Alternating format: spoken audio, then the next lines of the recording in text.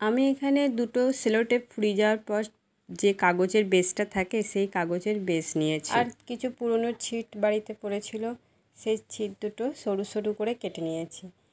দিয়ে আঠা দিয়ে ওই কাগজের বেসটার ওপরে লাগিয়ে নিচ্ছি। আঠাটা আমি কিন্তু তলাতে দিয়েছি, দিয়ে এটা লাগিয়ে নিলাম। আমি দুবার লাগিয়েছি। আর একটা এদিকে সবুজ রঙের ছিট দিয়ে তৈরি করছি। দুবার তিনবার করে ঘুরিয়ে একটু মোটা করে নিয়েছি। দিয়ে এবার কটা বড় কাঁচ লাগিয়ে নিচ্ছি। আর এটা আমি ফেভিক্রিলের 3D কোনটা ইউজ করছি, সবুজ কালারের ওই কোনটা দিয়ে ডেকোরেশন করছি। আর মাঝে একটা ছোট কাঁচ বসিয়ে নিয়েছি, সেটাও আমি এবার অ্যাক্রিলিক কালার দিয়ে, সাদা অ্যাক্রিলিক কালার ইউজ করছি। আর টুথপিক দিয়ে ডট করে নিয়েছি।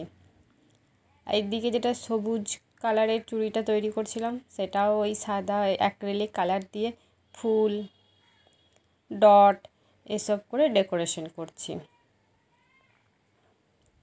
আমি মালবিকা, আপনারা দেখছেন মালবিকাস ক্রিয়েশন।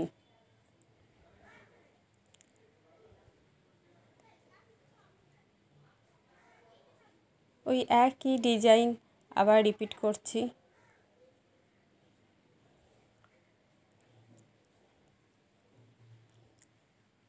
এবার মাঝে একটা করে ইয়েলো 3D কোন লাগিয়ে নিই, কোন কালারটা ইউজ করলাম।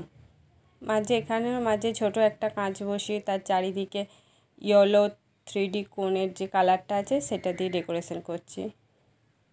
যে যেরকমভাবে সাজিয়ে নিতে পারবে তাহলেই ভালো লাগবে।